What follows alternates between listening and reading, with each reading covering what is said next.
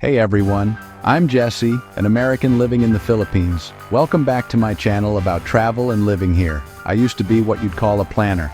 I had spreadsheets for my vacations, color-coded. I thought I could control every variable, bend the universe to my will with the power of a well-organized Google Doc. Then I moved to the Philippines. The most reliable schedule is the sunrise. The most important plan is figuring out how to open a fresh coconut without losing a finger. Trying to control a trip here is like trying to tell a coconut tree where to grow. It already knows what it's doing. You just look silly yelling at it. So I had to learn a new way, a better way, a way that involves less stress and more sinigang. It's a journey from being a tourist drill sergeant to becoming a travel poet. I see so many people struggle with this. They come armed with itineraries thicker than a history book. But the best moments happen in the margins, in the delightful chaos organized fun can't account for. All right, let's start with the big one. Overscheduling. This is the classic mistake. It's when your vacation itinerary looks less like a gentle guide and more like a military operation. 9 a.m., beach selfie. 9:15 a.m., apply sunscreen left arm. 9:17 a.m., apply sunscreen right arm. 10 o'clock a.m., mandatory fun at waterfall number 1. 11:30 a.m., transit to waterfall number 2, no delays permitted. It's relentless. You've turned a tropical paradise into a series of checkboxes. You find yourself rushing from one must-see spot to the next, not because you're enjoying it, but because the schedule demands it. You're not even present. You're just, processing locations. You're so busy thinking about the next thing that you completely miss the thing you're actually doing. That beautiful sunset?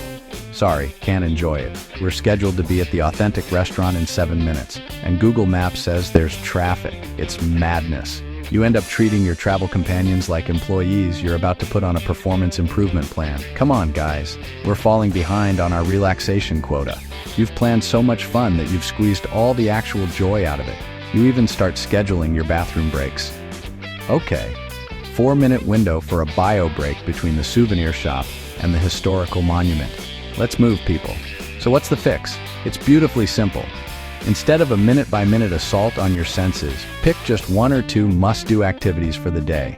Maybe it's a specific beach you want to see, or a cooking class you want to take. Schedule those, but then leave giant, beautiful, empty gaps in between. These gaps are not for you to fill later. They are the plan. These empty spaces are where the magic happens. You might stumble upon a hidden cafe with the best coffee you've ever had, or get into a conversation with a local fisherman about a secret lagoon. You're creating room for spontaneity. You're giving your vacation space to breathe, and in return, it will give you memories instead of just a completed to-do list. Next up, let's talk about the cousin of overscheduling, perfectionism. This is the silent killer of good vibes. It's the voice in your head that whispers, this has to be the perfect trip, the perfect photo, the perfect meal, the perfect sunset. It's a trap, people. A beautiful Instagram-filtered trap. You convince yourself you need an outfit for every conceivable scenario. Fancy gala, I'll need a tuxedo. Arctic expedition, I better pack my thermal gear. So you end up with a suitcase weighing more than a small car, and you end up wearing the same 2 t-shirts and shorts the entire time. You get to a waterfall, but instead of feeling the mist on your face, you're stressing because the lighting isn't quite right for the photo. You're so focused on capturing the perfect image of your joy that you forget to actually be joyful. You're curating a museum of your vacation instead of living it. And when something inevitably goes wrong, a restaurant is closed, it rains on your beach day, it feels like a personal failure. The perfect trip is ruined. The antidote here is a beautiful concept, good enough. Embrace it, worship it, laugh. That's not a ruined plan, it's the beginning of a good story. Information overload, the modern traveler's curse. You start with a simple question. Where's a good place to eat in Siargao? 37 tabs, 15 blog posts, 847 reviews, 12 YouTube videos. But here's the problem. You're paralyzed. You've consumed so much information that you can't make a decision. The fix. Pick 1, maybe 2, trusted sources. Just 1, not 20. And set a timer. 30 minutes, an hour max. Find what you need, make a note, and then close the tabs, shut the laptop, move on with your life. You have enough information to make a good decision. Trust your gut. Chapter 4. FOMO. It's that nagging feeling something better is happening around the corner. Should we be at the other beach? I heard it's 5% more beautiful. FOMO turns your trip into a frantic scavenger hunt. You're trying to collect experiences, not enjoy them. So, choose to be in 2 places, not 10. Pick one island and spend the whole day there. Swim, read, talk to the boatman, eat a long lunch, take a nap.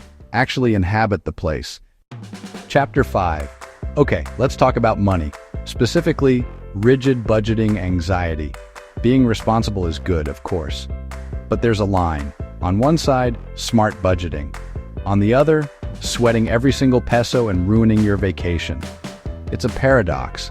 Saving money, but costing yourself joy. Trip of a lifetime bursting with flavors, but you're agonizing over spending 50 pesos on a mango shake. Running a full financial audit on a fruit drink. Meanwhile, the moment passes. Budget smarter, not harder. Build a fun buffer into your budget. Spontaneity fund. Heck yes, I'll try that stash. Money has one job. Delightful, unplanned things. Weird-looking fruit. Boat ride with a local. Second serving of Lachon. For daily tracking, stop sweating the small stuff. Track big expenses. Accommodation, tours, major transport. Day-to-day, snacks, coffee, tricycle rides. Give yourself a reasonable daily cash allowance. That 50 peso mango shake won't break your budget. Depriving yourself of that small, perfect moment of tropical bliss? That's a cost your travel memories can't afford. Chapter 6. Unrealistic expectations. The brochure in your mind doesn't match reality. You expected flawlessness. But here's a travel truth. Paradise has mosquitoes and humidity, and sometimes the Wi-Fi is slow. Sometimes the ferry is late by 4 hours. Sometimes that secluded beach is hosting a local high school reunion. You wanted a movie, but you got a documentary. And documentaries are way more interesting. Do your research? Yes. Know the basics. But don't try to script the entire experience. Your goal is to be informed, not to be a prophet. Understand things will go wrong. The plan is a suggestion. When tours get canceled, laugh, pivot. Ask a local what to do on a rainy day. You'll find experiences no blog could give you. Born from chaos, not a spreadsheet. Chapter 7. The group trip. A beautiful opportunity to create shared memories and test the absolute limits of human patience. You organized the trip. Now you're the chief fun officer, with more officer than fun. Vacation becomes a solo dictatorship with a captive audience. It starts innocently. You want smoothness. Soon you're dictating breakfast and vetoing a quirky museum because it's not on the schedule. You're hurting everyone, sighing loudly when someone wants to look at a cool lizard. Solution: talk travel styles. Delegate: you book accommodation. Food captain finds eats. Activity director curates fun. It's our trip, not my trip. Build in solo time.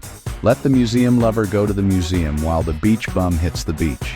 Meet for dinner with fresh stories. Rotate who makes the final decision for the day. Letting go creates a more resilient, respectful, fun dynamic. Chapter 8. Ignoring local flexibility. Trying to apply a Swiss train schedule to a Filipino jeepney route. It just doesn't work. You come with a rigid plan, then meet Filipino time. Your plan just melts. Time is fluid here. A ferry scheduled for 10 might leave at 10:45, 11:30, or when the boat is full. Downpours shut traffic. A fiesta closes a main road. Refuse to adapt and you'll be frustrated. Fix, factor, local reality. If map says 30 minutes, budget an hour. Buffer equals sanity. Talk to people. Festivals this week, best market hour? Locals have up-to-the-minute info. Embrace your plan as a draft. Appreciate the slower pace. It's not a bug, it's a feature. Slow down, breathe, stop looking at your watch. You'll arrive relaxed instead of frazzled. Chapter 9. Not allowing for downtime. The go-go-go mentality. Sunrise, hiking, swimming, caving, boats, markets, drinks, repeat. You collapse into bed, then do it again. Exhaustion, not memories. Everything blurs. Often it's driven by documenting everything. Your phone becomes a barrier. You come home with gigabytes and emptiness. Solution: schedule your rest. 2 p.m. to 4 p.m. hammock time. 4:30 cafe people watch. No phone allowed. Treat downtime like a must-see. Read a book. Stare at the ocean. Eavesdrop. Put the camera down. Film less. Feel more. Quiet observation connects the big moments. Rest is an investment in your memories. Chapter 10. Relying solely on reviews. We hunt top-rated, best of, 4.9-star restaurants, 5-star tours. You end up on a tourist-approved conveyor belt. Same places, same food, same photos. Echo chamber. 5 stars can mean safe and familiar, not authentic. That unrated hole in the wall might be the best thing ever. Trust your taste buds. Use reviews as a starting point, not a Bible. Do one top-rated lunch. Dinner at a spot you can't find online. Follow your nose. Ask your tricycle driver. Outro. 10 ways we sabotage our joy with overplanning, and 10 ways to reclaim it. It boils down to letting go of control, perfection, expectations, and the fear you're doing it wrong. Travel isn't a test, it's an experience. The goal isn't a perfect trip, but your trip. Messy, unpredictable, beautiful. Here in the Philippines, the most memorable moments are the ones you couldn't plan. Loosen your grip, breathe, look up.